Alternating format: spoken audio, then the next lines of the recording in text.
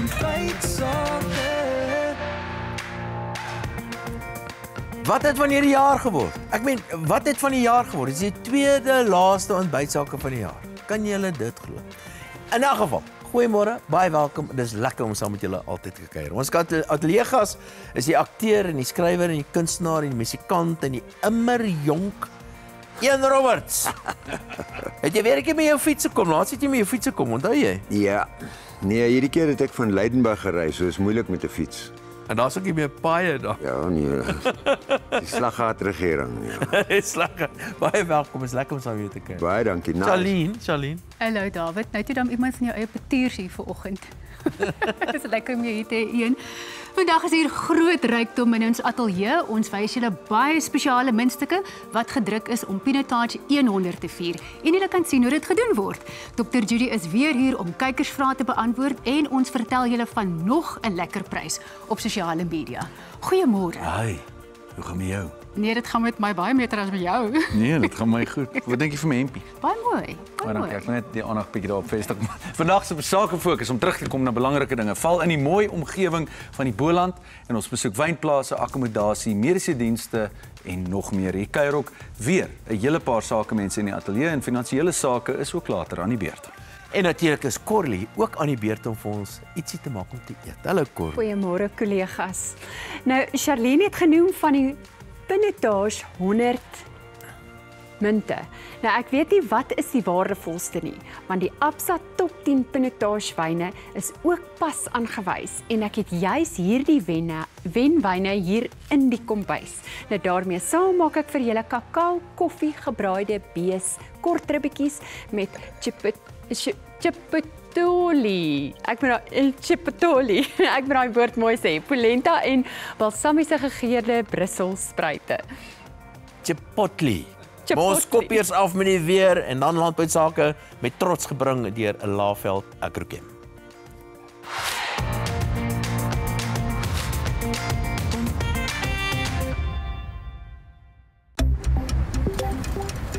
Die weer word met trots aan jou gebring deur Laveld Agrochem. Saam boer ons vooruit.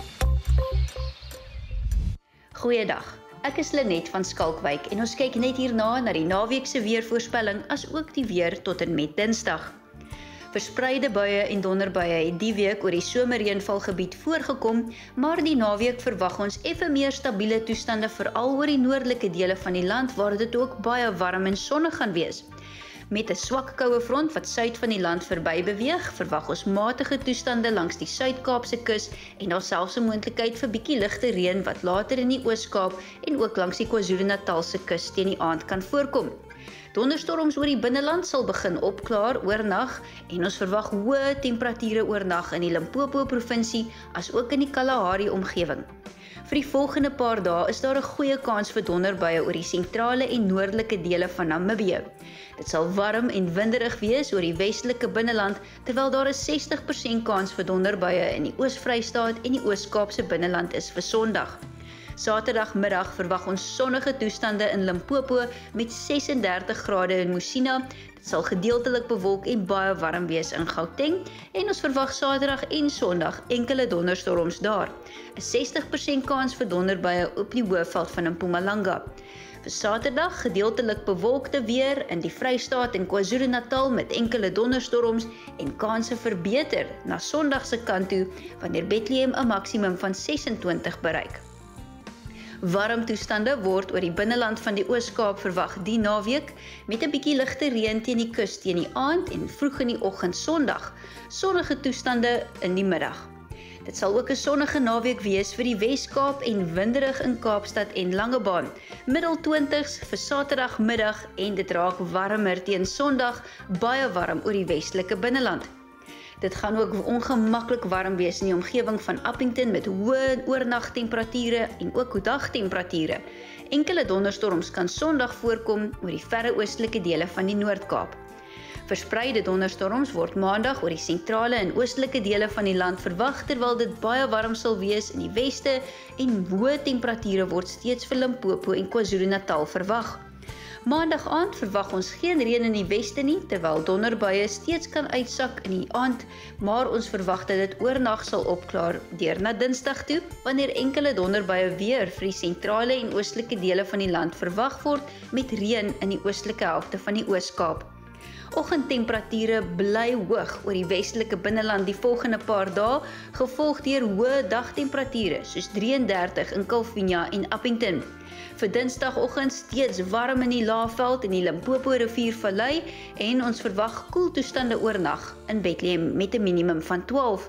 Dinsdagmiddag 23 grade daar, 28 in Pretoria. Die wind gaan Saterdag taamlik sterk waai in die Vrystaat en die westelike dele van Noordwes. 'n Sterk suid tot suidooste wind word langs die Weskus verwag met 'n matige suidweste wind langs die Ooskus. Sondag verwag ons ook winderige weer oor die westelike binneland as ook in die Limpopo riviervallei met 'n taamlik sterk suid tot suidooste wind, veral langs die suidkus van Namibië en die Noord-Kaapse kus. Dis dan jou weer vir die naweek. Geniet die res van die naweek.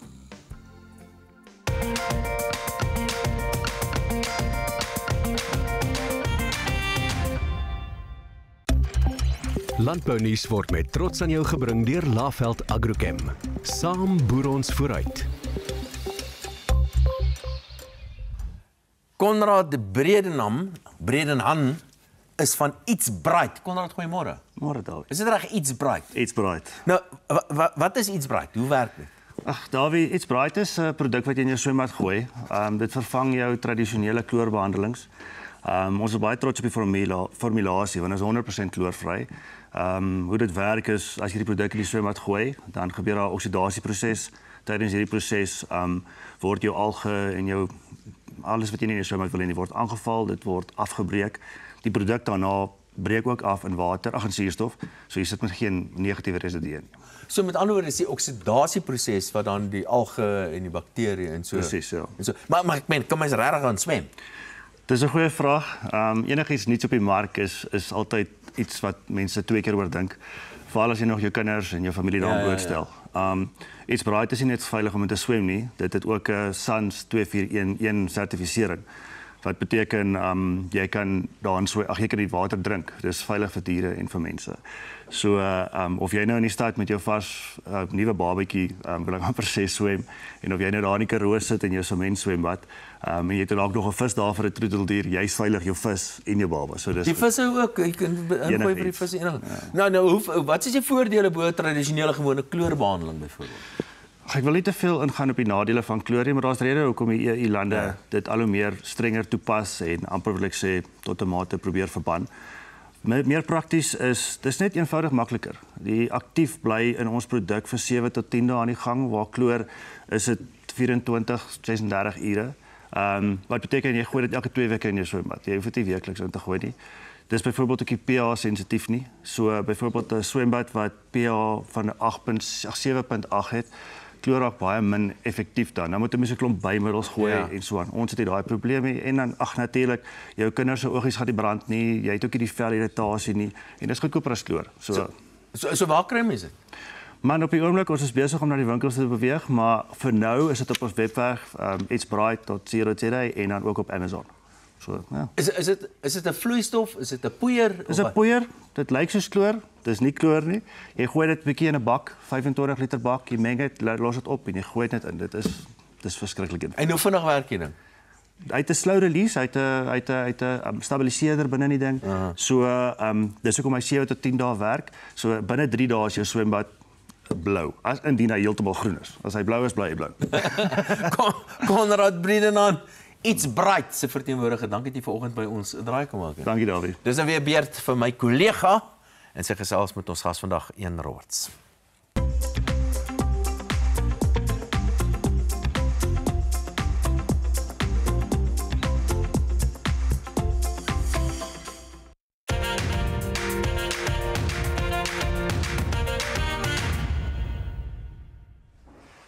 Hy sit hier op ons geel bank, Een Roberts, en lyk soos 'n avonturier reg vir die pad.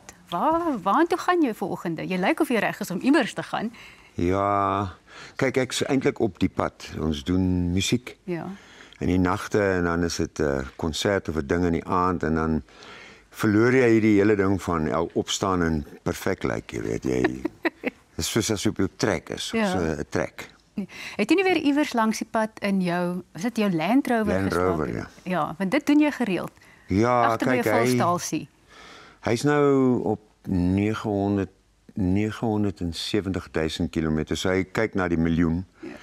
So elke nou en dan moet 'n ouma iets insit of vasmaak of so. Dit is maar met die ouderdom, maar hy loop, hy lekker. Hy's net nie vinnig nie. Seker maar bietjie soos jy. Jy loop ook nie meer so vinnig nie, maar jy loop en daar's baie dinge wat jy nou aanpak, onder andere hierdie wonderlike boek Nomad Heart, 'n biografie wat jy geskryf het, vol anekdotes oor jou grootwordjare daar in die Ooskaap. So kort oorsig vir ons daaroor. Kyk, ek het altyd geskryf. My hele lewe lank skryf ek. Ek was op St Andrews College in Graamsstad en daar het ek begin met wonderlike Engelse meesters. Chum Sutherland, John Axe. Hulle het dinge soos die Beatles, Sgt. Pepper's vir ons gegee as, jy weet, ons moet dit ontleed en uitwerk in die klas. Dis nou in die late 60s. So skryf het ek gedoen in die army, het ek 'n toneelteks geskryf op my Comsen masjien vir seiners. Ons was seiners op manoeuvres daardoor aan die ander kant Brits. Dan elke dag skryf ek 'n toneelstuk. En so hierdie boek is maar net 'n uitgevolg. Ja. Maar jy het jou eerste drama geskryf toe jy 10 jaar oud was, saam met jou neef Dan. 10 jaar, ek en my kan neef jy Dan. nog onthou waaroor daai drama gegaan het? Ja, dit was 'n speurdersverhaal. Ons het een ou Pietjie Saadie gekry om die speurder te speel, Dr. Clouseau tipe. Maar dit was 'n ernstige speurderstorie en ons het hom opgevoer vir die skool, St Andrews College.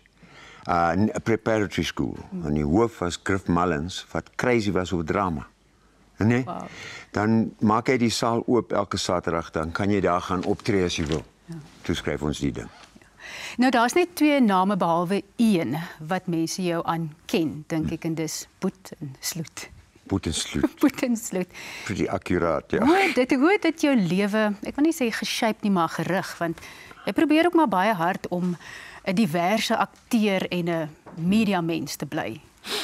Kyk, mense kan getypecast raak en dan is jy maar net dit. Maar ek dink ook 'n akteur en in algemeen 'n mens wat optree, het 'n sekere tipe ding wat goed by hom pas of sy pas.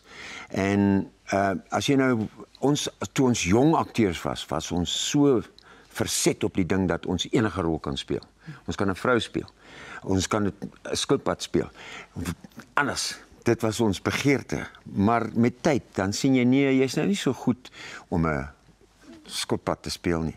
So jy begin ingaan op waar jy regtig iets kan beteken vir die produk, vir die movie, vir die toneelstuk, vir die Maar hoe het dit gebeur dat 'n Engelsman 'n rol soos Sloet gekry het in Arende? Ja, luister, as dit baie tyd gehad het, kon ek jou sê, maar daar was baie magic betrokke. Ek bedoel dit regtig. Dit was asof ek beteken was om met hierdie weird omstandighede moet uitstap met 'n rol so Sloet. Die ding is, Trix Pienaar, die aktrise, het vir my gesê, ja, het jy gehoor van hierdie nuwe TV-reeks wat hulle gaan skiet? Dit gaan oor die gevangenes op die eiland, bla. En daar's 'n rol daarin. Paul Venter het dit geskryf hierdie karakter en ek dink toe weet ek niks van die ding. Toe doen ek American Buffalo by die Baxter Theater, okay? My alles is in theater. Dit is waar ons regtig gedink het die drama is. En een aand kom ek van die verhoog af en in die bar van die Baxter, ek dink hy bestaan nie eens meer nie, want dit is nie woke genoeg om 'n bar te hê by 'n teater nie. Nou ons het nou die baie tyd nie, so ons moet nou so bietjie. Okay, so Dirk wil sê vir my, luister, ek kom nou net van die groot koppe vir die SAK sê hy moet 'n egte boerseun gebruik vir die hoofrol. Maar hulle is ek kan nie die taal gebruik wat hy gebruik het. Ek dink jy moet die rol speel. Toe sê ek vir hom, Dirk is baie nice, baie dankie, maar kyk hierso, daar's een probleem en my kop is kaal geskeer. Met net 'n ry hierso. Hy sê, ag, dis niks. Haal sy sakdoek uit en hy knoop hom 4 keer. Nou is daar so 'n crowd wat gegather in die bar en hy sit op my kop en sê, Sloetsteenkamp. Daar is dit, Sloetsteenkamp. Storieverteller ook nog van formaat. Corlie begin gou met vandag se kos en dan is dit weer ek en Ian.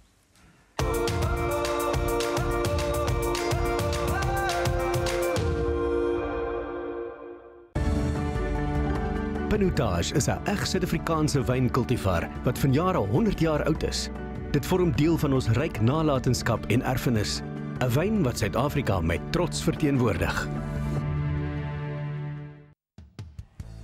So ek gaan jou nie nou iets wys nie, maar ek gaan jou wel vertel van al hierdie bestanddele hier voor my. Nou ek gaan jou ook dalk vandag verbaas as ek vir jou sê, sit kakao en koffiepoeier saam met vleis. Maar wees verseker die smaak gaan jou aangenaam verras. Nou die stappe is baie basies en presies soos 'n oondgeroosterde vleisgereg. Maar dis net die bestanddele wat jou dan nou gaan en mag verras. Nou kom ons gesels gou deur die bestanddele en stappe, want ek moes my vleis reeds hier agter in die oond sit sodat dit later dan nou net doeksag bedien kan word. Nou jy gebruik sulke stukke gesnyde beeskort ribbetjies, dan verbruin jy dit net so in die pan, so 'n paar stukke op 'n slag en dan haal jy dit nou natuurlik uit jou pan uit en sit dit eenkant. Nou sodra dit klaar gedoen is, sit jy die eie, die wortels en die seldery en dan so bietjie knoffel. Dan nou verder al jou speserye en sit dit sommer in een bordjie want dit is maklik. Dan die tamatieblikkie, woestersous, bruinsuiker, asyn, laurierblare en dan timie ook, vars timie of droë timie in die pan. Nou as alles in die ysterpan is, kan jy dan nou net ook die vleis terug in die pot sit. Dis nou hier waar jou koffie en die kakao en dan natuurlik vleisaftreksel met jou vloeistof of die water gemeng word. Nou dan bedek jy dit met 'n folie of natuurlik met jou deksel en dit gaan dan nou reguit oontoe vir so 2,5 tot 3 ure op 180 grade. Nou na daai 2,5 ure kan jy dit uit die oond uithaal en as daar enige oortollige vet van die vleis dan nou is bo-op, kan jy dit natuurlik net afskep. Nou vir daai laaste 30 minute kan jy dit weer terugsit in die oond sodat dit net lekker bruin of daai bruinigheid rooster gevoel kry. Nou ek gaan later van my souserigheid dan nou afskep en dan kan jy dit sommer in 'n voedselverwerker of met daai stokmenger tot 'n gladde tekstuur gee. Nou jy gaan sien dan nou met opdiening hoe lyk daai sous en glansend dit dan nou saam met die polenta vertoon. Nou as ek terug is, maak ek en dan wys ek vir julle hoe maak ons presies hierdie romerige polenta en natuurlik daai balsamiese Brussel spruite. Maar Charlene gesels nou eers verder met Ian Roberts.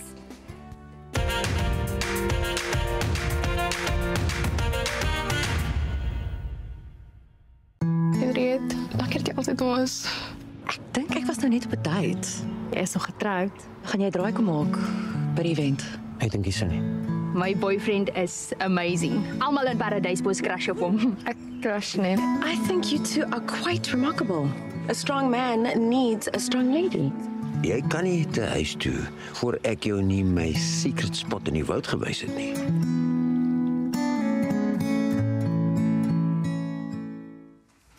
Ek gesels verder met Ian Roberts. Ian, jy het nou baie draai geloop, skrywer, digter, musikant, sanger en daarom weer terug op die televisie in Appels en Tee op Kyknet. Het jy die rol geniet? Baie. Die hele movie is geskryf deur vrouens. Die regisseur was 'n vrou, camera lady was 'n vrou. Jou wêreld. En ek het gedink hulle aspek wat kyk na drama, is verskillend. Jy weet hulle die emosies wat hulle kies om uit te bring is nie soos mans teksskrywers nie. En daarom was dit vir my so vars. Ek wil jou iets vra want ek onthou nou iewers in 'n onderhoud het jy gesê jy raak bewoe of jy stort 'n traan wanneer vroue presteer soos die Protea cricketspan of Zola span. Nou is dit vir my interessant dat jy hierdie reeks wat daar net vroue in beheer was so geniet het. Ja, ek het baie. Hoekom is dit so? Hoekom stort jy 'n traan as vroue presteer? Weet jy, ek weet nie. Daar's iets vir my in 'n vrou wat as sy stry, as sy veg vir 'n ding wat my raak. En dit emosioneel stuur my. Ek raak opgewonde en ek hou baie daarvan. En dit bring trane in my oë partykeer. So Zolebad se eerste ding het ek hallo, you know. Ja. Hierdie skraal ding wat so hardloop. Amazing. Ja. As jy die produksieproses wat jy nou ervaar het, Appels en Tee met Arende destyds vergelyk, hoe is dit vir jou anders? Behalwe nou die vroue wat hulle eie besondere aspekte bring. Ja, kyk, Paul Venter se tekste vir Arende was vir my briljant. En die karakters wat hy geskep het, het 'n akteur die kans gegee om regtig te kan in 'n karakter inkom. Ja, dit is nie altyd die saak nie. Partykeer was dit nie so nie. So hy dit alles kom van hy teks af. En dan die aria wat Dirk de Villiers gesê het, die SAIK het van hom gesê hy moet skiet in die ateljee in Auckland Park. Toe pak hy sy aktetas so en hy sê, meneere, ons het niks verder om te sê nie, ons loop. Toe roep hulle hom terug. Toe sê hy, okay, ons skiet op Pringle Bay, buite, waar Sint Helena geskep kon word, jy weet. So, dis dankie aan hom, dat hy gesê het, ek weier om in 'n ateljee hierdie storie te vertel. Dat ons die kans gekry het om te kan hardloop in die ope, dat jou voete teen klippe stamp en so. En jy weet, dan weet jy, die wêreld is so. Ja. En daai ervaring van skiet in die natuur, glo ek bring ook iets baie spesiaal na die speld en ek weet dis vir jou baie belangrik. Hoorie, dankie dat jy vandag hier op die Geelbank is. Ek los jou in Davie en Leon se bekwame hande en ek weet hulle gaan ook graag met jou wil musiek maak. Soos ek gesê het, Leon praat ek later met Ian, maar eers is dit tyd vir die Sake Fokus.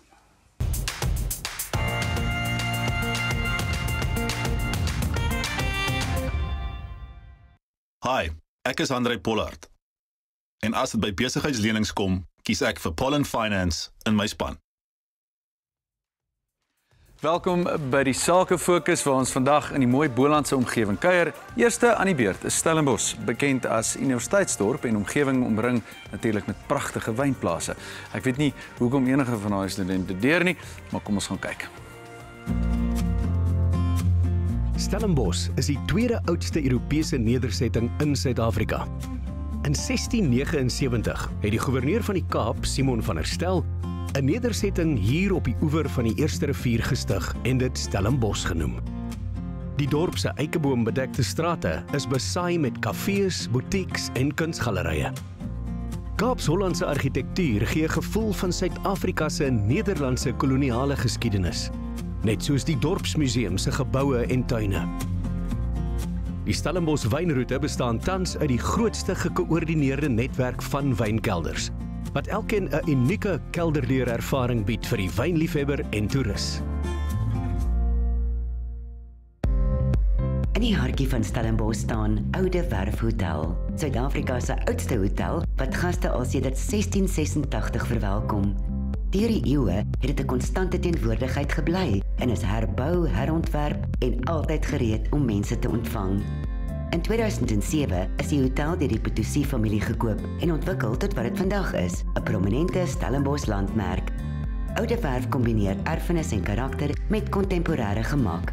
Elke ruimte is goed beplan, deurspek met geskiedenis, maar tog ideaal vir 'n moderne leefstyl van stille elegansie met kalmte en intimiteit in gedagte. Jy is deel van die middedorp se ritme, maar ook 'n tree weg en 'n oase van rustigheid. By die Oude Werf restaurant skep 'n oop kombuis en 'n binnehof met wingerde 'n ideale kuieromgewing. Die spyskaart vier bekende Suid-Afrikaanse geure, eenvoudig voorberei en bedien met ware warmte, aangevul deur van die omgewing se beste wyne. Oude Werf, 'n plek waar gister en vandag met stil vertroue ontmoet. Mediclinic Winelands Ortopediese Hospitaal lewer gespesialiseerde gesondheidsorgdienste met fokus op ortopedie en reumatiek. Hulle bied chirurgiese, mediese en rehabilitasiesorg vir pasiënte met muskulo-skeletale toestande wat insluit gewrig, been, spier en rugprobleme. Die hospitaal funksioneer as 'n spesialis-instituut in vennootskap met die Institute of Orthopedics and Rheumatology en lewer 'n geïntegreerde diens wat jou volledige sorg dek, van diagnose en behandeling tot herstel en opvolg. Hier kry jy toegang tot internasionaal erkende chirurge, reumatoloë en rehabilitasie-spesialiste wat nie net kliniese sorg lewer nie, maar ook opleiding en navorsing hier doen. Mediclinic Winelands is wyd bekend vir hulle positiewe kliënteervaring in die Mediclinic groep. Welkom in Stellenbosch en welkom by die Instituut vir Ortopedie en Reumatologie. Ons is geleë by die Mediclinic Winelands Ortopediese Hospitaal en hierdie spesialis-instituut wy homself toe aan uitnemende sorg. Ons kyk na uitnemende sorg in terme van ons pasiëntsorg, wat ons toepas deur wêreldklas spesialiste bymekaar te voeg en ook fantastiese tegnologie te koppel aan multidissiplinêre sorgspanne. Ons tweede aspek wat ons uniek maak, is die navorsingsspan wat ons het. Ons het 'n permanente navorsingsspan wat konstant besig is om te meet wat ons doen en die wetenskap van wat ons doen te probeer uitbou. Ons derde aspek is verwant aan ons noue assosiasie met die Stellenbosch Universiteit, waar ons 'n opleidingsbeen het, waar ons aanhou om nuwe dokters van die toekoms op te lei. Ons bied fellowship-programme aan en ons werk ook nou saam met mediese studente en ander sorgspelers in die veld om te kyk dat ons die dokters van môre ook beter oplei. Mediclinic Winelands Ortopediese Hospitaal kom trek voordeel uit die nuutste tegnieke met internasionale standaarde van mediese sorg. Goed om te weet, Stellenbosch is ook die tuiste van wêreldklas mediese fasiliteite. Volgende maak ons 'n draai in die Parel, wat deesdae een van die gewildste plekke is om te bly met sy pragtige omgewing lekker naby aan Kaapstad. Daarna gesels ek met die ontwikkelaars van 'n nuwe leefstyllandgoed in Stilbaai. Die Pommier Wynlandgoed is net buite Stellenbosch op die Helshoogte pas in die rigting van Franshoek geleë. Hierdie gesinsvriendelike wynplaas spog met magnifieke berguitsigte. Dit bied 'n restaurant, verskeie verblyfopsies wat selfsorgeenhede insluit, sowel as 'n wynproe en onthaalarea langs die restaurant en 'n oudtydse wingerdskuur, funksie en troulokaal. Die lodge bied lieflike ruim en skoon akkommodasie vir alle soorte reisigers. Le Pommier se restaurant is 'n bekende landmerk in Stellenbosch en bied die afgelope 30 jaar al uitgesoekte topgehalte wynproeverdisse, asook eenvoudige goeie kos vir alle ouderdomme. Kom geniet hulle bekroonde wyne in 'n stil gesinsomgewing met wonderlike kos en vriendelike personeel. Le Pommier beteken klein appelboompie. Die naam is gekies omdat die plaas eers 'n appelboord was, maar vandag produseer hulle slegs geselekteerde wyne. Le Pommier Wine Estate, verblyf, wyn, funksielokale en 'n restaurant, 'n alles-in-een kuierplaas. Parel is die derde oudste nedersetting in Suid-Afrika, na Kaapstad en Stellenbosch, en die grootste dorp in die Kaapse wynlande. Die Parel is bekend vir sy mooi ligging, pragtige omgewing, wingerdbou en vrugteverbouing. Die dorp se naam kom natuurlik van die Parelberg of Parelrots.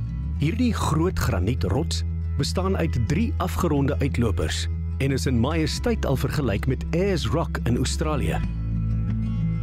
Soos baie dorpe in die Boland is die Parel 'n welvarende gemeenskap. Die Boland het baie besienswaardighede, wat insluit wynplase, interessante padstalletjies en natuurlik die Taalmonument op Parelberg.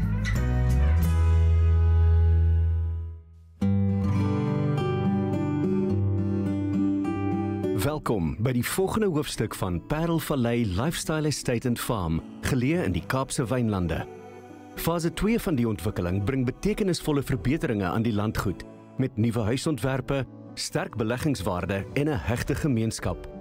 Alles hiervan word ondersteun deur die beste sekuriteitstelsels en prosedures wat jou toelaat om te fokus op dit wat werklik saak maak. Boomryke strate, groot groen areas en pragtige tuine dra by tot daardie tuisgevoel. Die klubhuis bied 'n ontspanne ruimte met die gimnasium, paddelbaan en swembad wat 'n gebalanseerde aktiewe leefstyl aanmoedig. Staproetes verbind parke en piknikplekke. Die sportveld en hondepark bring mense en troeteldiere bymekaar. Die natuurreservaat huisves 'n trop springbokke en herinner aan die landgoed se verbintenis met sy natuurlike omgewing. Nou het jy die geleentheid om hierdie leefstyl jou eie te maak, met erwe vanaf 1,7 miljoen of 'n plot en planhuis vanaf 5,3 miljoen rand. Danksy deurdagte beplanning en 'n sterk gevoel van plek en geborgenheid, het Parelvallei Lifestyle Estate and Farm die beste mediumgrootte landgoed in Parel geword. En vir jou 'n plek om huis te noem.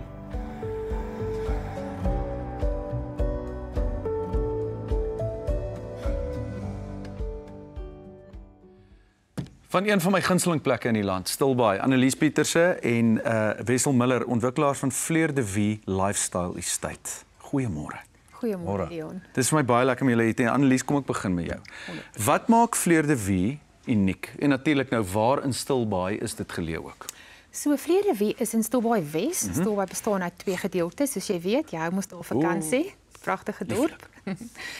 Stilbaai Wes bied meeste van ons aankope geleenthede. So ons Vlerewee Estate is ook aan die weste kant geleë, baie naby aan die strand, so ongeveer 5 minute. En ons het 'n loopafstand van die Stilbaai Spar en winkels af. Dis natuurlik ook jy leef in die natuur, so dis pragtig. Jy het ongelooflike uitsigte. Dis baie rustig, baie vredevol. En ek dink mens kan nie vir 'n beter plek vra om te woon nie. Ek sal 100% met jou saamstem. Annelies, waaruit bestaan die Vlerewee Lifestyle Estate ontwikkeling as 'n geheel? Dit bestaan uit komponente. So ons het 146 voltitel erwe en huise. Wessel sal nou vir ons meer vertel van die boupakkette. En dan het ons ook 35 villas wat die deeltitel eenhede is. Ons het pragtige oop ruim areas, daar's baie groen areas, ook die uitsigte, daar's perde in die omgewing en regtig pragtige bome. So die rustigheid, die voeltjies, dis ongelooflik mooi. Dit is 'n besonderse dorp en ook 'n besonderse munisipaliteit. Hoopelik kan ons gou daarby uitkom. Wessel, natuurlik belangrik. Watter tipe eenhede, watse tipe pryse kyk ons na? Ja, soos Annelies genoem het ons die eie titel, plot en planne, 146 van hulle. Hulle begin by so R825.000 net vir jou erf en dan plot en plan 2 slaapkamerhuise begin by so 2.6. En dan gaan dit op. Ek meen dit gaan op tot en met 5 miljoen hang af wat se plot en plan jy kies. Ons het so 13 planne wat kopers van kan kies op die stadium. Maar ons kan dit ook soos in Engels sê retrofit volgens jou behoeftes. En dan het ons 35 townhouses wat ons noem die villas. En ons is reeds besig met konstruksie op die villas. En ja, so dit is omtrent dit in 'n netedop. Hoeveel slaapkamers is daai villas? Dis 1 slaapkamers en 2 slaapkamers. Hulle pryse begin ook by so 1.5 en hulle gaan op tot 3 miljoen. Goed, so daar's 'n redelike verskeidenheid, klink dit my. Wessel, die bouproses, hoe werk dit? Moet die kopers baie betrokke wees daarbey en dis meer? Ons doen alles. So die kliënt moet glad nie, jy weet, ek meen die bou is maar 'n stresvolle storie. So ons hanteer die hele proses vir hulle. En ja, hulle kan sit en ek meen hulle kan die sleutels kom optel op die einde van die dag as hulle klaar. So dis wonderlik en veral omdat baie van julle kopers natuurlik elders in die land woon. Daai proses is natuurlik. Annelies, net laastens, wat is die tydlyn vir hierdie ontwikkeling? Hoe bou julle vertroue? Leon, weet jy, ons is al baie ver gevorder met die ontwikkeling. As jy ons kom besoek in Desember, sal jy sien dat ons is reeds omheind. Ons het waghuisies, die konstruksie op die villas is ver gevorderd. Daar's 'n baie pragtige skouhuis wat staan, 'n hele paar ander huise wat in proses is om gebou te word. Die oop areas is daar, meeste van die tuine is al gevestig of besig om gevestig te raak. So ons is gereed as jy indien met jou planne en jou erf het oorgedra, 6 tot 12 maande afhangende van watter bouplan jy kies en die jy weet hoe moeilik jou huis is wat jy gekies het. Op die villas is dit, soos Wessel genoem het, reeds in konstruksie. Ons beplan om volgende jaar Oktober, November te voltooi. So dit is alles daar, dit is pragtig. Ja, ons sien baie uit en reg. Ons probeer die chaos vermy. Maar julle gaan chaos en goeie chaos kry hierdie Desember, wil ek vir julle sê. Julle weet hoe gaan dit, hierdie klomp sak af Stilbaai toe. Ek is self daar, so ek gaan vir julle kom kuier Desember. Asseblief. En natuurlik 'n baie wonderlike dorp en dit bly derde beste munisipaliteit in die land ook. So. Ons is baie trots. Baie dankie vir Annelies Pieterse en Wessel Miller van Vlerewee Lifestyle Estate dat julle draai kom maak het vanoggend. Nou is dit eers Dawid met ekonomiese sake.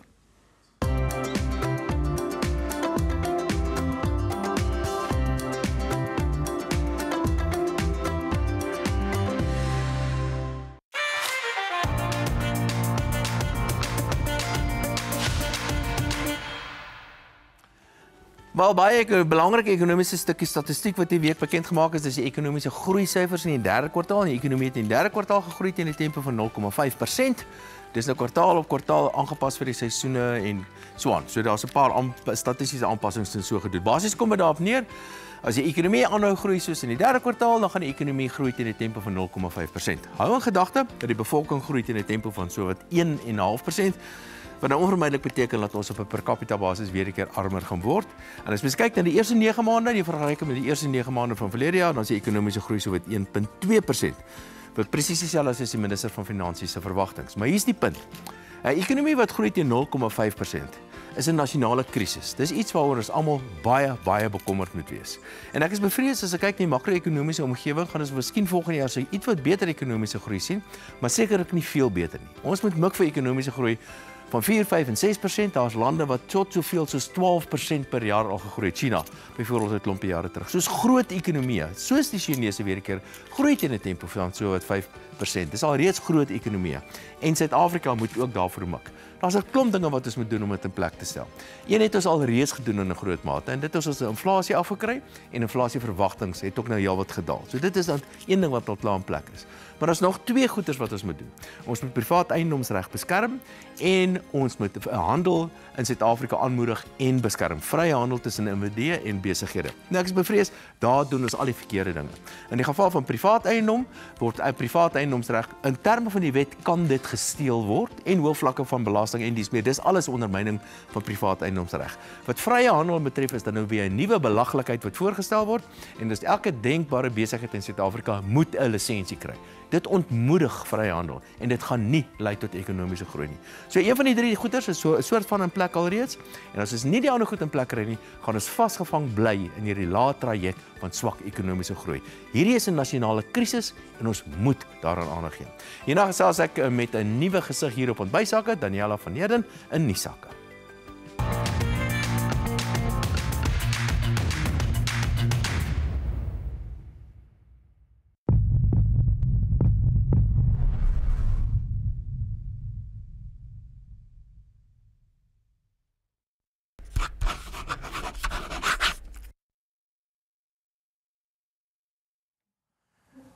Nuwe een hier op Ontbytsake, Daniela van Heerden. Goeiemôre en baie welkom. Môre Dawie, is lekker om hier te wees. Kyk hoe pragtig lyk jy. Dankie. Jy lyk ook mooi.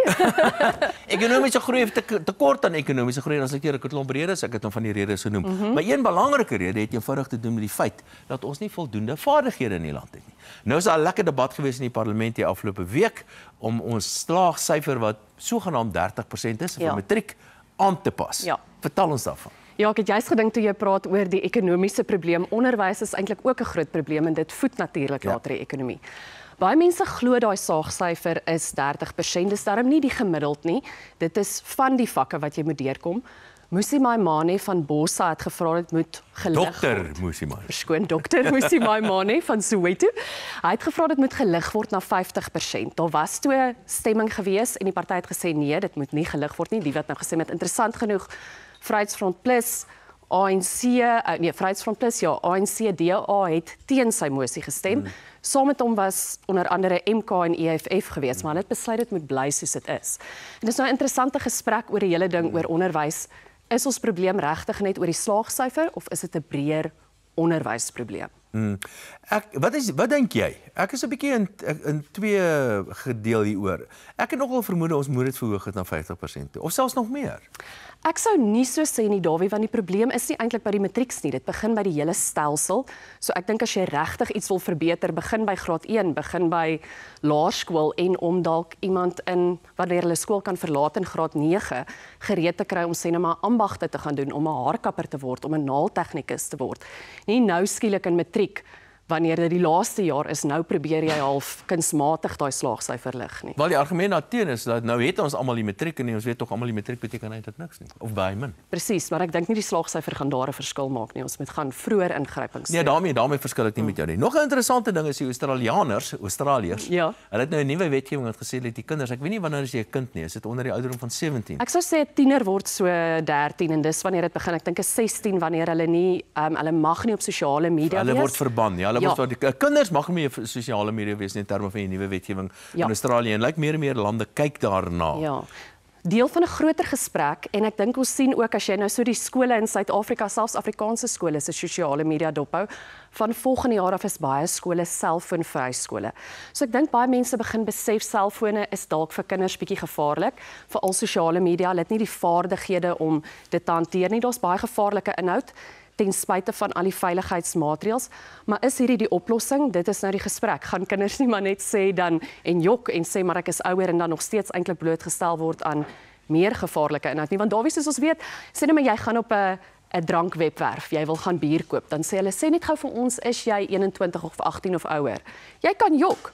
En net so maklik gaan dit wees dat kinders dan nou eintlik nie daai beskermingsmeganismes gaan hê nie en bloot gaan jok daaroor en dan blootgestel word aan hierdie gevaarlike. So dink jy ons moet ook sulke wetgewing in Suid-Afrika kry? Ek sou sê ja, maar dit gaan nie net by dit lê nie. Dit lê by ouers en ouers wat moet weet wat gaan aan op hulle kinders se fone en dat ouers moet die grense stel. Ek moet vir jou sê, ek sien baie daarna uit om weer 'n keer met jou te gesels. Dankie dat jy vanoggend by ons het draai kom. Dankie, ek ook. Ek verskil natuurlik heeltemal daarmee. Ek dink ons het minder wette nodig en dis die verantwoordelikheid van die ouers om na kinders om te sien. Terug na Sakefokus.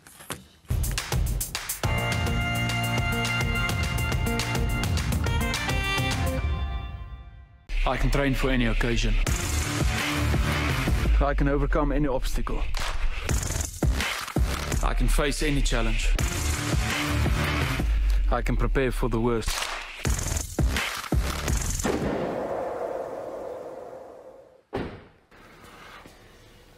But I can't always be there for them. Crisis on Call, South Africa's own 911 rescue services. Dr. Neville Vlok is die direkteur van Unitas Ongevalle en Roan Vermaak, ou bekende hier van Crisis on Call. Welkom weer by Ontbyt Sake julle. Dr. Neville, ek wil by jou begin. Hoe belangrik is hierdie identifikasie inligting soos mediese ID-bandjies wat mense nou kan kry deur Crisis on Call? Ja. Wanneer 'n mens in 'n noodsituasie is en iemand kom by julle aan in die ongevalle? Niemand wil ooit aan hulle slegte dag dink nie en veral nie as dinge baie goed gaan nie. Maar ek dink dit is belangrik om te dink oor wat en wie vir jou gaan praat as jy nie self kan praat nie. In Suid-Afrika is ons ongelukkige stelsel waar jy nie altyd die beste sorg sal kry nie. Maar in 'n tyd van noodgeval, as jy nie vir jouself kan praat nie, moet iets en iemand vir jou praat en dit moet 'n betroubare diens wees. So iets soos Crisis on Call kan letterlik jou lewe beteken. Ja. Sien julle 'n verskil en ek gaan dit vir jou ook vra Roan van die gevalle waar mense met sulke Crisis on Call ID-bandjies inkom en in vergelyking met gevalle waar hulle dit nie het nie? Ja, dit mediese inligting wat dadelik beskikbaar is wat dalk nie voorheen beskikbaar is nie, is dadelik beskikbaar en goeie soos allergie, val in terme van medisyne is baie belangrik. Party van die pasiënte kom nie by ons uit nie, hulle moes by ons huis gekom het, so dit is baie belangrik. En Roan, jou ervaring daarmee? Ja, definitief.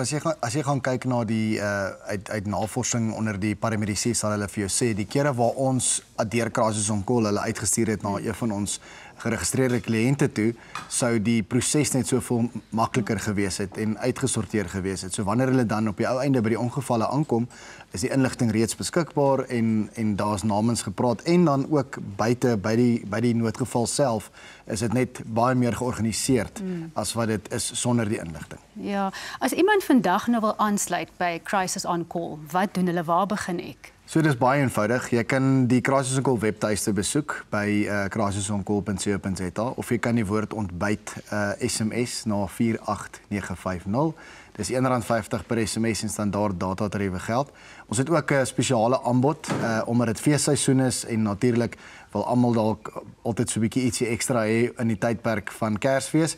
So ons het 'n R2.500 kontant prys wat jy kan wen sou jy suksesvol aansluit by Crisis on Call in die volgende week tot en met die 12de Desember toe. So ons wil jou aanmoedig om 'n bietjie te gaan kyk en 'n gemoedsrus te kry op die lang pad wanneer jy nou die feesseisoen ook ingaan. Want ek wil nou juist vir jou vra, is daar raad wat jy vir mense het vir hierdie feesseisoen want niemand wil eintlik by jou uitkom, Dr. Neville. Julle is gaaf, glo ek, maar niemand wil die binnekant van 'n ongeval sien nie. Ja. Ek dink padveiligheid is 'n groot, veral oor feesseisoen en tye soos Paastydperk is dit baie belangrik om op padveiligheid te fokus en dan op kroniese medisyne om seker te maak jy het al jou kroniese goed want dis wat mense van vergeet en dan hardloop jy uit jou goeders wat jy elke dag nodig het. So dis twee goeders om in gedagte te hou. Ja. Roan, 'n laaste vraag net gou vir jou. Ek glo dat jy is self ook lid van Crisis on Call, jou hele familie en jy verkondig dit vir almal natuurlik. Maar wat 'n verskil maak dit in jou lewe en hoekom is dit vir jou so belangrik dat mense hierdie gemoedsrus het? Ja, gemoedsrus is natuurlik vir my baie belangrik want ek weet ek is nie altyd by my gesin nie. Ek weet hulle doen ook goed op hulle eie en as 'n ambassadeur vir Crisis on Call sal ek sê, ek sal mense aanmoedig om aan te sluit, om juist daai gemoedsrus te koop wanneer jy op vakansie gaan en wanneer jy met jou daaglikse lewe voortgaan. 'n Ongeluk, jy weet, hy sê nie vir jou wanneer hy gaan gebeur nie, so dis belangrik om voorbereid te wees. Ja, dis 'n beskerming vir jou gesin wanneer jy nie daar is om hulle te beskerm nie. Baie dankie julle twee dat julle vanoggend kom kuier. Dit 'n baie belangrike gesprek voor hierdie feesseisoen. Ons kyk nou weer na Crisis on Call en daarna vertel Leon ons van 'n volgende sakefokus wat op pad is. I can train for any occasion. I can overcome any obstacle. I can face any challenge. I can prepare for the worst.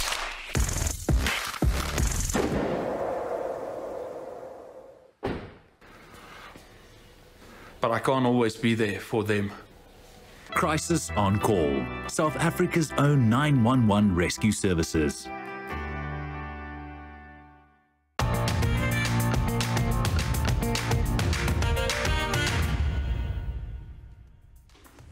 Nou vir nuus oor 'n opkomende sakefokus deur ons projekbestuurder Estelle van Staden. Sy nooi alle sake-eienaars van Woodmead, Olifantsfontein en Midrand hier in die middel van Gauteng uit om haar te kontak vir uitstekende bemarkingsgeleentheid. Dis nou jou kans om die res van die land te wys wat jou besigheid spesiaal maak. Die uitsending vind plaas 26 Maart 2026. Nou eers terug na Corlie.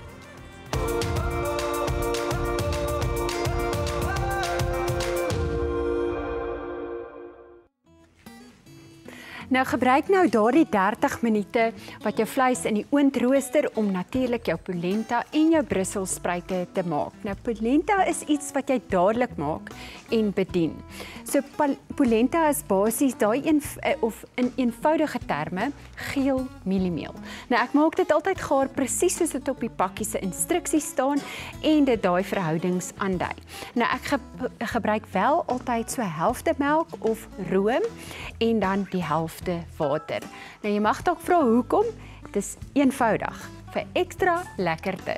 Nou sodra die polenta gaar is, voeg ek dan nou parmesan kaas by, botter, bietjie sout en dan nou so maklik soos dit en jy is jou stysel gereed. Nou loer gou hier in my pot, dan sien jy natuurlik die tekstuur en die dikte van die polenta. Nou, sodra dit afkoel, verdik dit onmiddellik. So moet asseblief nie skaam wees met die vloeistof nie. Myne is nou nog besig om so bietjie te kook, so ek gaan nou hierdie parmesan en die room dan nou net bysit en die botter net om dit lekker romerig te maak. Nou as dit kom by die brusselspruite, nou kyk ek ken meer mense wat hulle neuse optrek vir brusselspruite as mense wat daarvan hou. Nou my opinie is, hulle het nog net nie die geëet of hulle het die geëet wat eintlik maar nog net verkeerd gaar gemaak is. So kom ons kyk of ek vanoggend my gaste kan beïndruk met een van my maniere om die groente gaar te maak. Nou in 'n bakkie het ek reeds van daai brusselspruite net in die helfte gesny en dan natuurlik gooi ek sout en peper by. In die pan het ek gesmelte botter wat ek nou gaan aansit. Dan het ek olyfolie wat ek bo-oor gegooi het, balsamiese asyn of daai reduksie en dan natuurlik 'n bietjie heuning daarbey. Nou in die braaipan braai jy dit net tot dit gaar is en totdat dit lekker gekarameliseer het. Nou die geheim is om dit nie in water op te kook nie. Nou al my elemente gaan nou gereed wees vir opdiening. So as ek terug is, wys ek jou hoe mooi lyk my kosbord. Nou ons het al die begin van die program genoem van die spesiale pinotage 100 mint wat laat druk is om hierdie mylpaal te vier. Nou hierna gesels Charlene met die mense van die Kaapse Mint daaroor.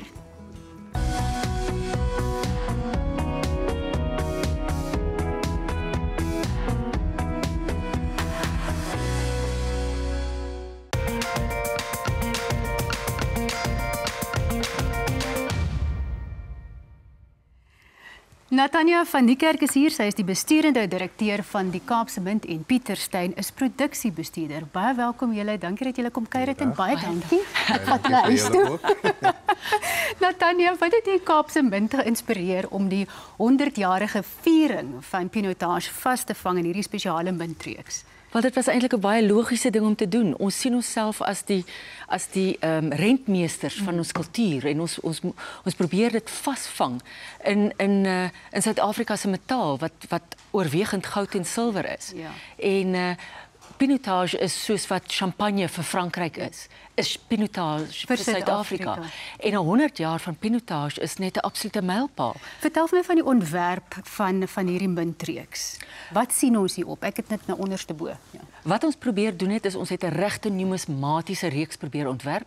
So ons het vir professor Abraham Isaac Perrault wat die uitvinder van pinotage is uitgebeeld op 'n baie tradisionele manier, maar ons het begin met die silwer in 'n tweedimensionele en natuurlik die glas het wyn in en dan onder dit het ons ek wil amper sê 'n trosse druiwe wat nou die pinotage is. Aan die een kant is Pinot Noir, aan die ander kant Hermitage, want die twee kultivars saam het pinotage gevorm. Nou Pieter, jy is stempelgrafeerder by die Kaapse Mint. Vertel ons vinnig van die proses om hierdie stempels op die medaljes te sit. Okay. Om daarmee te begin is wat ons doen is enige foto skets wat ewe jy het. Ja. Ons gebruik daai en dan compose ons alles saam. Soos Nathan doen, Nathan heeft met die modelwerk. Ja. Soos jy het op die medaljes in die 3D wat laat go. Dan van daar vat ek het verder.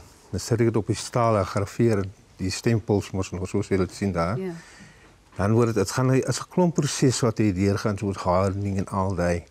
En op een van die dag, as ons klaar is met die gravering van die stempels en die die sal ons gewoon te front en back die. En as jy nou metaal tussen die twee sit, soos op een van die dag, dan kry jy wat ons daarmee sit nou. Ja, en dan het julle ook 'n baie spesiale ding gedoen nie om die 25-jarige bestaanjaar van Ontbytsake te vier. Is daar ook 'n spesiale muntmerk wat julle gemaak het, maar ek gaan nou nie te veel daaroor nou uitlap nie. Pieter, net vinnig weer, hoekom is hierdie 1 kilogram silwer medalje so spesiaal? Dis nou hierdie een, nee. Dis iets. Kan ek hom optel? Tel hom op. Yes. Dis die lig nie. Ja. Laat ek hom net gou net so 'n bietjie. Dan net. Okay, jy vinnig vir my wys. Tot vir die kamera. Okay. Ons maak net so. Okay. So dit is nou baie spesiaal. Hy wil nie eers uitgehaal word uit sy pakkie nie, want hy weet hy is so spesiaal. Kom ons lig dit maar net so op. Okay, dan wys ons hom so vir die kamera. Kan ek net vir die kamera gewoon nee? wys die beweging daar binne? Okay. Goed. Hulle hom net so wat. Okay. So die lig speel daarop, okay, né? Pragtig. Dan gaan ons die beweging van die wyn daarin doen. Daar's regte wyn. Die Kaapse Mint het 'n beperkte uitgawe pinotage medalje en dan ook met 'n Ontbytsake 25 jaar muntmerk vervaardig, né? So Pieter, gaan jy nou vir ons die eer doen om vir ons hier in die ateljee daardie eerste munt te druk? Kom ons gaan sommer gou. Dit is nou wat sê hulle sê once in a lifetime. Once in a lifetime gelede. Nou moet julle mooi kyk. Okay. Wow, mens voel asof jy 'n oomblik van stilte moet hê, né? Nee? Okay, sal dit reg. Okay. Moet jy hard druk? Nee, eintlik nie. Wow. Kyk, silwer is mos sag. Hy's so hard soos. Mag ek dit optel? Mag ek? Mooi te veel. Okay. Dit is ongelooflik. Wow. Nou hierdie gesogte versamelstuk is in die sakewinkel beskikbaar. Ek vertel julle nou meer daarvan.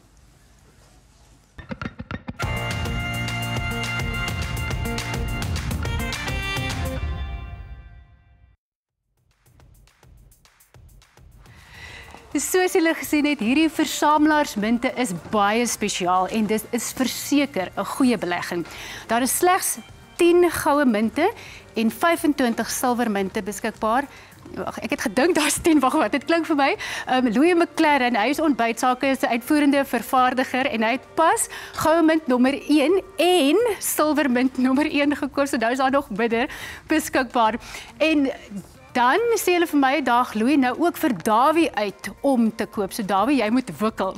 Gaan kyk sommer nou op Ontbytsake se webblad op die sakewinkel en maak seker jy laat nie die geleentheid verbygaan om so 'n muntstuk te besit nie. Leon gesels nou met ons gas, Ian Roberts.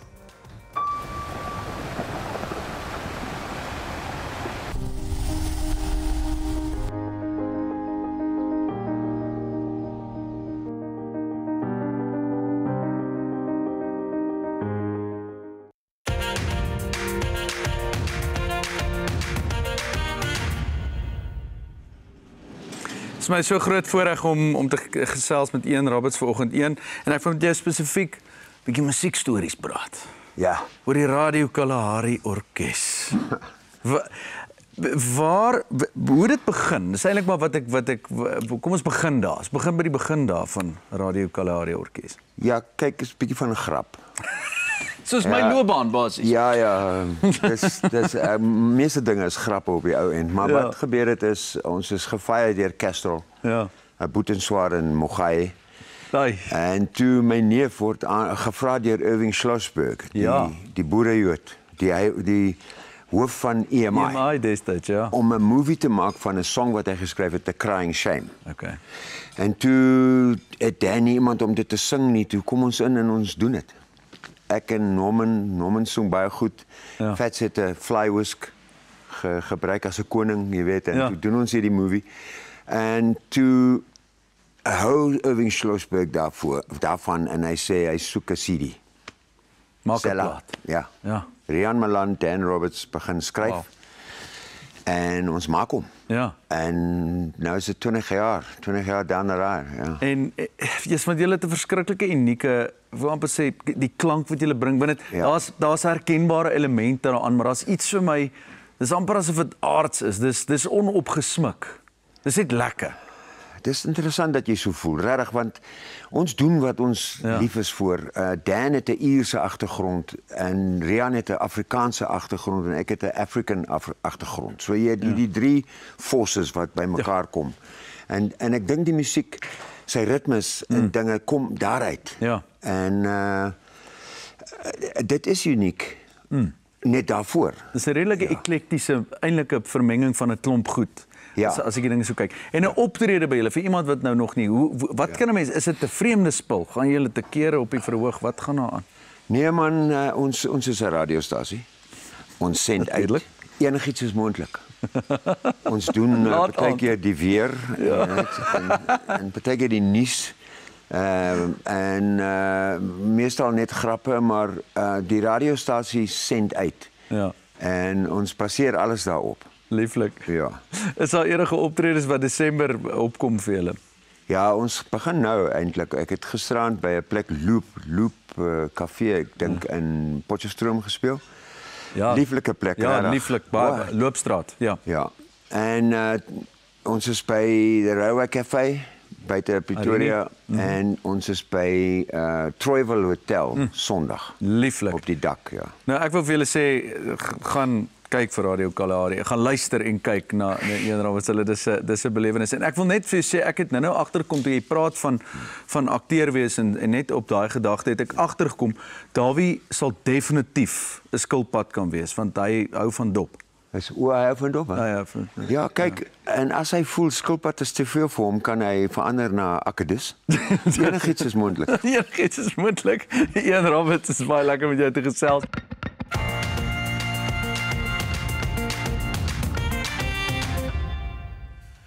Nou, skiemersake verlede week was Anna Davel hier by ons in die ateljee gewees, 'n lieflike mens, 'n talentvolle kunstenaar, kan ek sê. Besondere mens, maar blykbaar nie geskik om ons land in 'n oorlog te beskerm nie. Gelukkig daar stories oor haar Soldudi daar. Ons heerlik vermaak, maar ek het vir u het laat weet wat 'n interessante en mooi mens. Ek het haar weermag stories baie geniet. En ondersoek ek hierdie mooi boodskap gekry wat lui, ontbytsake, die beste manier om my Saterdag te begin en 'n program om elke week na uit te sien.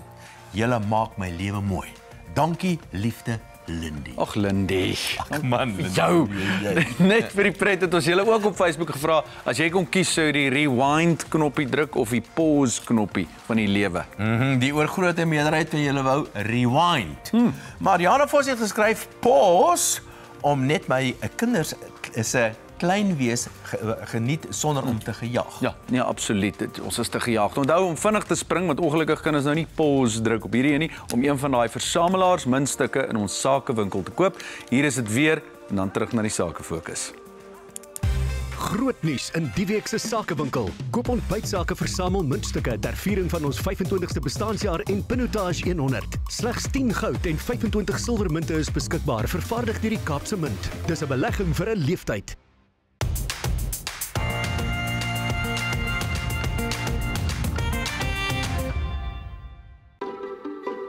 The Salt Road in Houghton Estate is 'n stukkie Kaapse wynland in Johannesburg, 'n verfynde eetervaring in die hartjie van Houghton. Salt Road verteenwoordig die kreatiwiteit en innovering wat die geskiedenis van sout deur verskeie beskawings definieer. Hier by Salt doen ons wat ons doen, omdat ons kultuur en erfenis wil hou. Dit gaan oor die ervaring, dit gaan oor wat ons kan hou, dit gaan oor die preservering van meer as net kos. Dit gaan dat die volgende generasie ook kan leef en waardeer wat ons tans het. Hulle gebruik byvoorbeeld Kala Namak sout van Pakistan vanweë die hoë sulfaatinhoud. Selfs Baleni sout uit Limpopo wat net deur tradisionele vroue uit 'n sekere fontein gehaal mag word. Dit gaan oor die vermenging van verskillende soute oor die wêreld en om dit te gebruik in disse met 'n kenmerkende Suid-Afrikaanse siel. Van die gesis van die vlam tot die finale versiering op die bord is elke gereg ontwerp om jou te bederf. The Salt Road, 'n simfonie van geur, ruimte en storie. Bespreek gerus vir 'n onvergeetlike eetervaring. Ouan hier al op 'n bytsake Christo Strydom van CSN en Lizelda Libbe, CSN kliënt. Goeiemôre. Môre. Baie lekker om julle hier te hê. Christo, nou wat jy noem 'n Kersfees wonderwerk geval vanoggend. In watter opsig is Lizelda se geval vir jou uniek? Kyk Lizelda, ons moet een ding onthou, sy's aan 'n rolstoel gekoppel en sy sonder ledemate gebore. En sy het sonder oefening. Het sy nou al 5% in binne 1 maand van haar liggaamsmassa verloor. Sure. En ek het nou net toevallig voor ons hier ingekom te hoor ek maar die volgende maand het nog 5% gegee, so is nou 10%. Ja. Maar wat die feit hier is, CSN bewys homself hier lewendig wat hy vir mense kan doen. Want in haar geval, hoe min kilojoules stoot haar liggaam uit. En bovendien het jy hierdie wonderbaarlike gewig verlies. So ek wil maar net sê dit is sonder oefening en waar is 'n beter getuienis as vandag. Lizelda, nou wil ek by jou hoor, het jy al in die verlede gewigsverliesprogramme gevolg en wat was die uitkoms daarvan? Ja, ek het dit was nie so suksesvol nie. Ek het baie stadig verloor. Ja. En ek het cravings gehad en ek het nie genoeg geëet nie. Ek was gedurig honger. Ja, so dit was nie so suksesvol gewees nie. So wat het CSN vir jou, hoe dit vir jou anders gevoel en hoe het jy die program ervaar van CSN? Dis vir my 'n baie goeie dieet. Ek eet genoeg. Ek word nie honger nie. Ja. My cravings is weg en ja, en soos Christo sê, ek het al 10% van my gewigsmassa verloor. Dis ongelooflik. 2 maande. In 2 maande. 2 maande, ja. Sjoe, dit is merkwaardig. Christo, hoekom lê Lizelda se getuienis jou so na in die hart? Kyk waar hierdie hele ding gebeur het.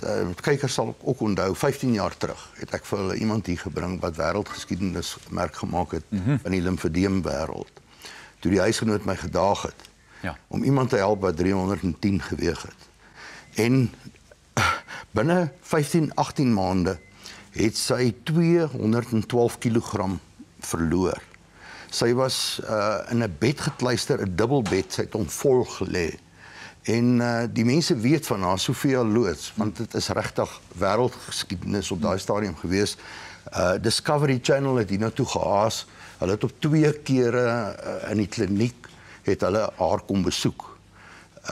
Nie vir haar nie, maar ek moes ander limfedeem bewyse gee. Ja. En die regisseur het self gekom en hy het gesê, hy het hom toegespits in sy lewe om 'n plek te kry waar limfedeme gehelp kan word en hy het gekyk na al die limfedeem hospitale in die wêreld en hulle kon nie hierdie mense red nie. So hierdie mense wat gekluister is aan rolstoele en beddens word deur die mediese wêreld nie nagekyk nie. Christo, ek wil net so laastens vir jou vra. Nou hier, ek sien net nou vandag want dit het ek nou nog nie hier gesien nie. Wat is hierdie dingetjie? Weet jy, dis toevallig 'n mens het jy word groot. Jy is onmiddellik op laktose wanneer jy die melk van jou moeder drink. So daardie is 'n ingebore ding dat jy 'n smaakgevoel het, jy's lus vir suiker. En dit het my nou al hierdie jare gevat om vandag hier te sit te sê, daai ding is vandag gebore. Nee. van maandag af kan die, of van môre van nou af kan die mense daai kry. Ek het gegaan om na my mening die beste in plaas van suiker. Die iemand wat 'n soettand het, want hy is gesertifiseer, dat jy kan kook met hom en bak met hom. En een ou pilletjie is gelykstaan aan 'n teelepel en hy was ook in my kliniese studie gebruik en daar was geen neeweffekte wat uitgekom het. Ek is seker mense gaan tou staan vir hom. Dankie Christo en Lisella dat julle vanoggend 'n draai kom maak het by ons. Onthou van ons opkomende sake fokus in Midrand. Ons kyk geweer daarna en dan is dit oor na finansiële sake. Ontbytsake projekbestuurder Estel van Staden doen 'n sakefokus in Woodmead, Midrand en Olifantsfontein in Gauteng. So as jy 'n besigheid in die area het, dan is dit nou jou kans vir 'n uitstekende bemarkingsgeleentheid. Dit word op 28 Maart 2026 uitgesaai.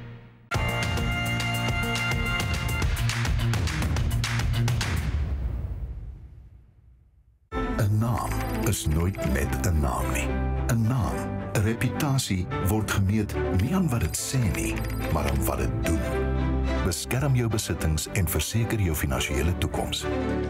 Kontak ons. Willem Basson, hy is die nasionale hoof van besigheidsontwikkeling by Efficient Wealth. Willem, goeiemôre, baie welkom. Môre. Deesdae is dit kunsmatige intelligensie, ChatGPT. Jy het mos nou nie meer finansiële adviseurs nodig nie. Of het jy? Het jy nog 'n finansiële adviseur nodig of kan jy wegkom met ChatGPT? Ja, ek dink wat interessant is daar is nou gaan kyk, kunsmatige intelligensie het altyd inligting en data nodig teenoor die finansiële adviseur daar buitekant. Wat hierdie ou anders te doen as wat hierdie kunsmatige intelligensie nodig het, is hy verstaan emosie. En as jy daaraan gaan dink, geld is emosioneel. Kom ons dink maar net aan die dood, ongeskiktheid. Ons dink aan aftrede. Ou dink aan egskeidings. Ou dink aan hoorie as iets met my of my gesin gebeur. En dit is waar 'n finansiële adviseur basies 'n ander rol speel as wat kunsmatige intelligensie 'n rol speel. Dit is sê hoorie, ek kan ook vir jou nie net jou finansiële plan uiteensit nie, maar ek kan ook vir jou lewensplan uiteensit. So dis eintlik baie meer subtiel, jy weet. Jy het hier so 'n holistiese benadering met ook 'n emosionele benadering wat net 'n behoorlike finansiële adviseur vir jou kan gee. Ja, tipies. En ek dink dis die belangrike ding. Jy moet verstaan dat ek dink nie net dis die een of die ander een nie. En ek dink wat 'n ou moet dan goed kan verstaan is om te sê om 'n goeie en 'n oorkundige balans te kry tussen kunsmatige intelligensie en tussen jou finansiële adviseur. En hoe hierdie twee saamwerk. Wat die mens natuurlik kan doen of die finansiële adviseur anders te kan doen is om kompleksiteit te kan hanteer. Want die individu, ek en jy as die mens, ons kan 'n aanvoeling mekaar kry. Jou finansiële plan en lewensplan kan verskil. Kom ons sê argumentstawe, jy kom en daar is iets soos dood of ongeskiktheid of jy beplan aftrede of daar's kanker, beroerte, hartaanval. Dis 'n emosionele situasie.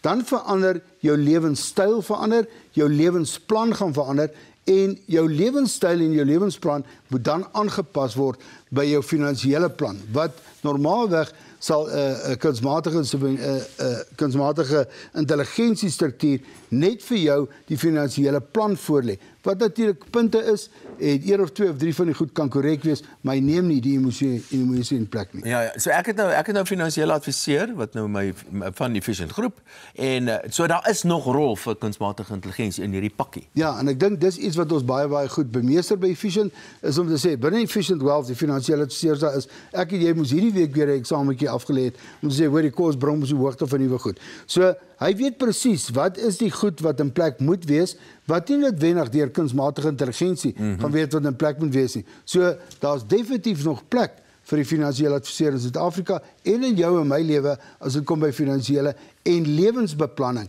want die twee kan nooit geskei word nie, want geld is emosie en versekering en beleggings en die lewe daar buitekant gaan oor emosie. So kunsmatige intelligensie trek hulle by mekaar in waar jy ook kan help, maar die finansiële adviseur is nog steeds daar. Sorg dat jy een van hulle kry, daar by Efficient. En nog steeds belangrik. Willem Basson, nasionale hoof van besigheidsontwikkeling by Efficient Wealth. Dankie dat jy weer by ons 'n draai kom maak, Willem. Dankie.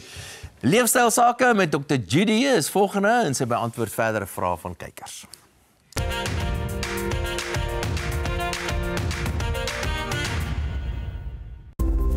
Jou vel is so uniek soos jou vingerafdruk en Biomedical Emporium se oplossing is so uniek soos jy.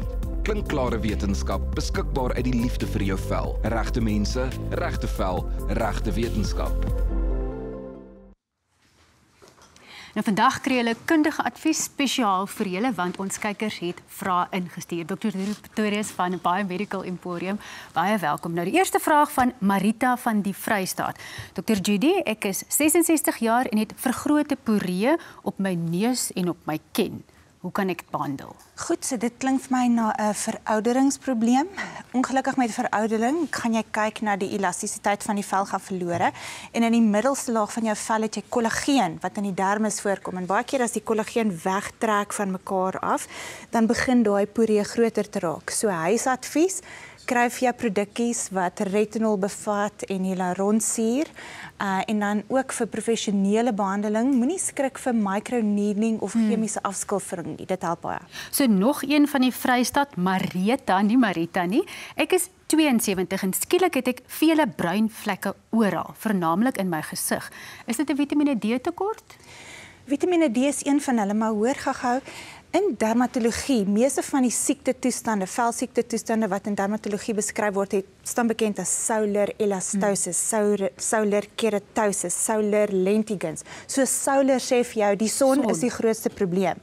In hierdie geval, as jy bruin vlekke het of jy pigmentasie het, kan dit baie toegeskryf word aan die son en jy kry van hierdie vlekke op jou vel, jy kry dit op jou gesig en ja, dit is dalk 'n bietjie 'n Vitamiene D tekort, maar dit is meer 'n beskermingsprobleem. So mens moenie net gaan kyk na sonskerm nie. Watse ander gewoontes kan jy aanleer om jou vel te beskerm, soos klere wat jy kan dra, hoede, jaag na skaduwees. As jy byvoorbeeld baie sportief is, probeer eerder vroeër in die oggende oefen en later in die middag, wanneer daai UV-indeks baie hoog is in die middel van die dag, bly uit die son uit. So hier's nou nog een oor bruin vlekke of kolle, Tinus van Gauteng, maar dit is nou op sy bene net bokant sy voete, maar hy sê hy ry en staan baie, so dit het dalk nou niks met die son te doen nie.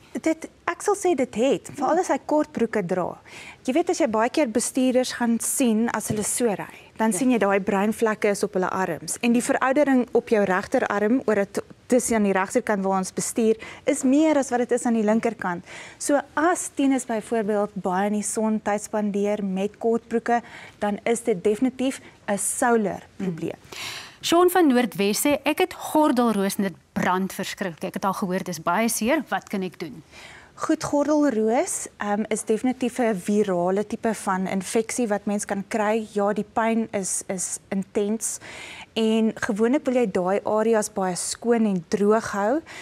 Maar jy kan produk opsit wat byvoorbeeld sink bevat wat antimikrobies van aard is. Jy kan natuurlik ook 'n antioksidant opsit soos byvoorbeeld 'n Vitamiene E en dan oraal. Probeer jou immuniteit bietjie verhoog deur Vitamiene D te drink en verskeie vitamiene en minerale, aminosure elke dag te drink. Okay, ons gaan 'n laaste een probeer indruk. Marcus van die Noord-Kaap vra, hoe weet ek watter veltipe ek het? Goed, daar's 6 veltipes. Ons praat van Fitzpatrick 1 tot Fitzpatrick 6.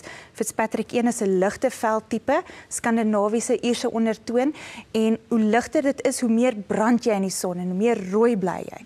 As jy bietjie donkerder veltipe het, gaan jy brand en jy gaan sommer dadelik 'n kleur sal hê, 'n tan. En so daar gaan nie eers rooi wees nie, jy gaan dadelik 'n tan kleur hê. Dr. Judy Pretorius van Biomedical Emporium, baie dankie. Ons kyk nou na Ilios, 'n baie verdienstelike organisasie en daarna vertel Leon ons weer van 'n prys wat jy kan wen op ons webblad. Ilios in samewerking met Ontbytsake nooi jou na ons eksklusiewe Valentynsbal en fondsinsameling 14 Februarie 2026 by die luukse Maslow Hotel in Pretoria. Ervaar die vreugde van deelname aan 'n gemeenskaplike doel om lig en lewe te bring waar dit die nodigste is. Met jou teenwoordigheid help jy ons om liefde en genade daagliks sigbaar te maak. Koop nou jou kaartjie en maak 'n donasie in Ontbytsake se kaartjieskamer of Tixa en kom geniet 'n onvergeetlike aand vir 'n goeie doel.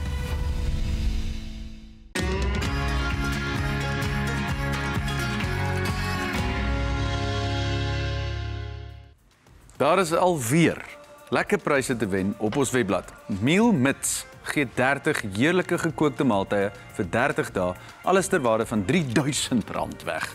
3 kykers kan 'n eerste, tweede en derde prys wen. So gaan skryf in op ons webblad op Wen Sake. Miel Mits is ook trots op hulle Box It Forward projek, waar hulle vir elke 10 maandelikse maaltydbokse wat hulle verkoop, 1 ekstra boks aan 'n behoeftige familie skenk. Hulle wil graag teen 31 Desember by 5000 bokse uitkom en nooi individue en sakeondernemings om deel te neem aan hierdie wonderlike inisiatief. Corley, mag ons die kos, laat dit lyk lekker.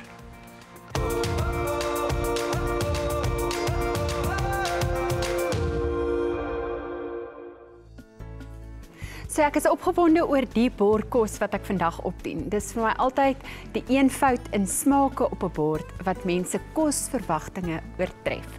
Nou ek gebruik vandag 'n plat ronde bakkie. Nou onder gaan ek net die polenta so een smeer gee en dan natuurlik die laaste paar elemente.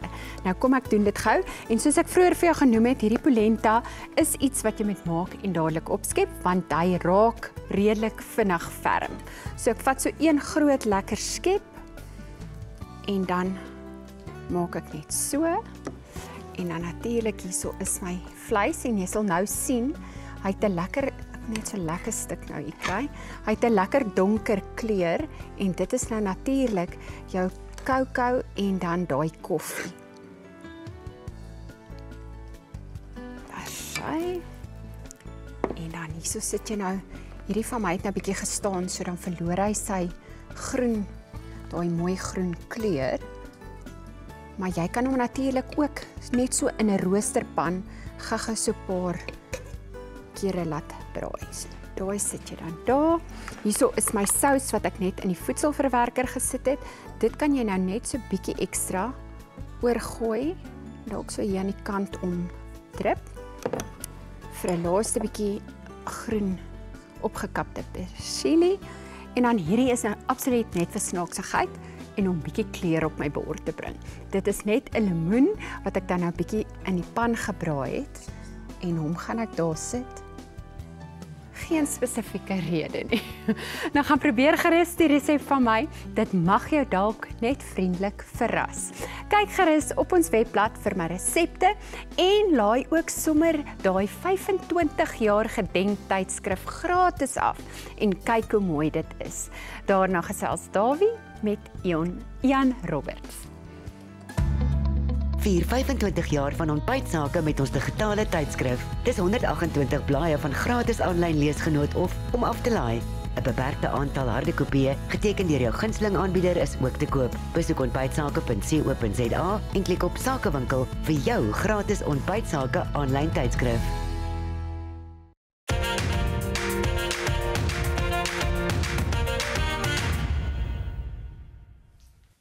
My beurt om met Jan te gesels. Lekker om jou saam met jou te kuier, hoor. Ja. Heerlik om saam met jou te kuier. Draai jy nie sokkies nie? Nee man, die aanbiedster Charlene het nie sokkies nie. Okay, so moet my nie uitvat nie. Dis dieselfde nie. Ja nee, okay ja, maar ek het dit vergeet, hoor. Ja, jy het dit okay, ek sien. Ek het gehoor jy's 'n ereboer. Jy het ereboerskap gekry. Ja. Ja, van 2 groot akteurs van die verlede, Afrikaanse akteurs was groot. Limpie Basson en Jannie Guldenes op die sel van Dr. Convilliers se Overberge in 1980 het een kant toe gesit, die 2 van hulle, en hulle sê, wie jy is maar Engels, nee, maar jy's niks Engels nie, jy's eintlik 'n boer. Jy's eintlik 'n boer, ja. Toe sê hulle so vir my dan.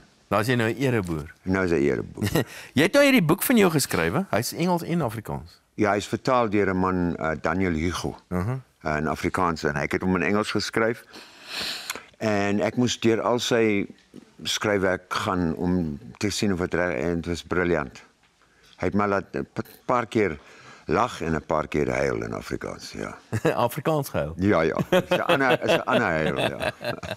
Vertel my, daar's 'n paar dinge in die boek wat ek nou van weet. Ja. Soos hy stap tog in die Cederberge, dis nou net voor die getrouheid, né? Was dit nou uit vrees gewees of wat? Ja, vrees, vertroue.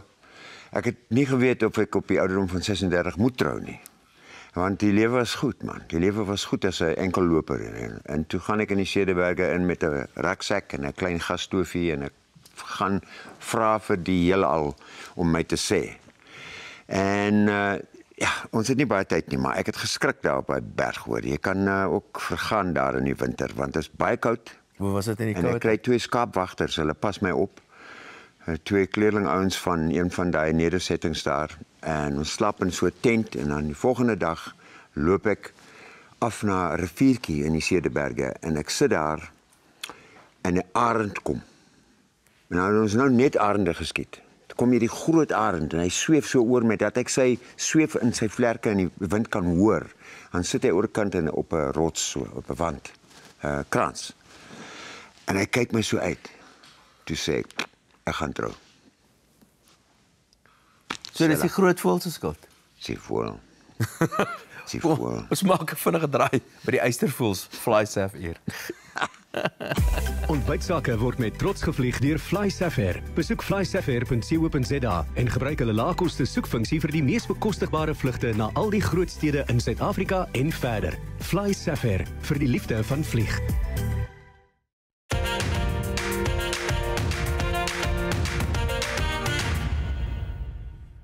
Maar ek wil nog 'n bietjie oor jou boek gesels, né? Die Bobbejaan storie wat jou gebyt het.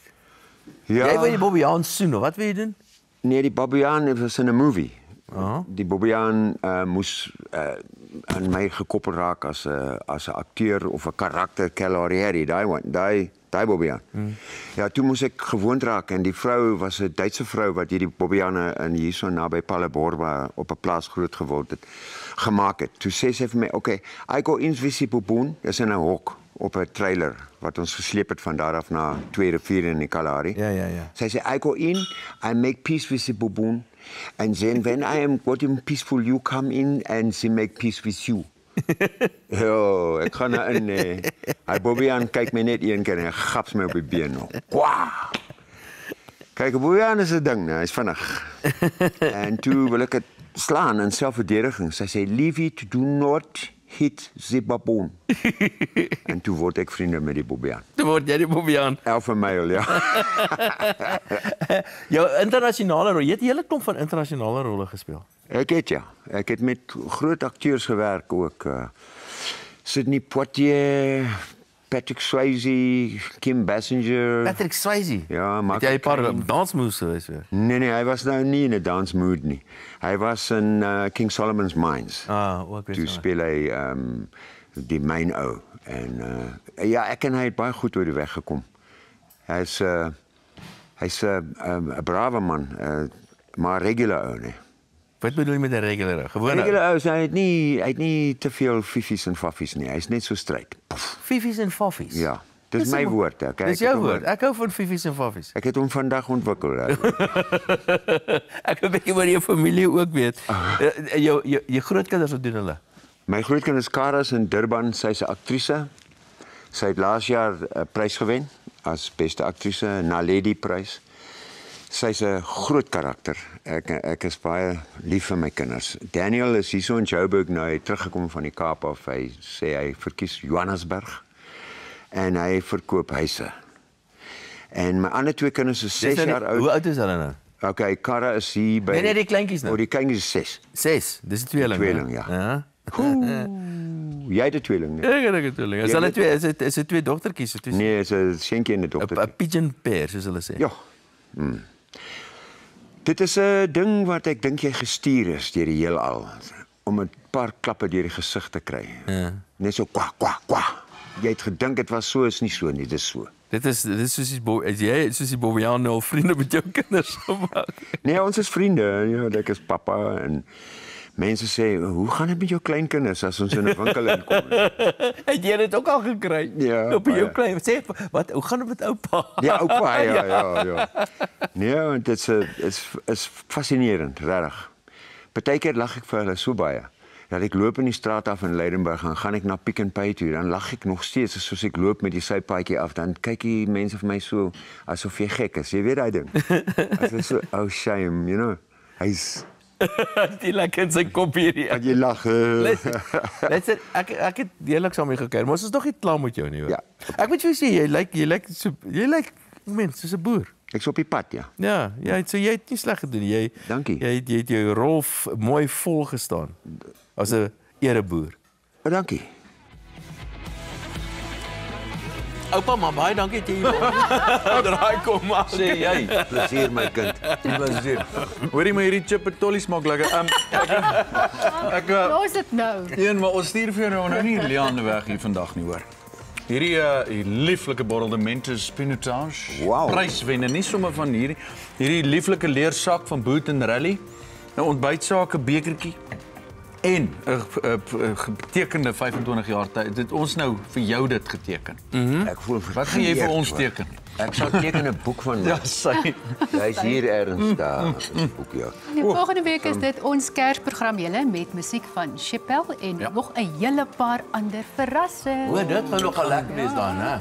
Ek moes nou 2025 ook afeindig Ja, met 'n lekker ietsie. Vir die internet gaan breek. Ja. Met hierdie support lê. Want jy moet iets hê om te wys my boes. Nee, maar al wat tel is hoe dit smaak en hoe dit smaak is hemels. Hoorie maar Jy het jou werk gedoen. Boetsloot, ek wil dan net ook noem dat die tema musiek in Arende, Louis van Rensburg se Arende tema is vir my een van die mooiste stukke musiek wat ooit geskryf is. Ek het hom gaan besoek. Bye. In Auckland Park, Bye, Louis. Ja. En hy het my 'n koppie gegee wat hy geteken het.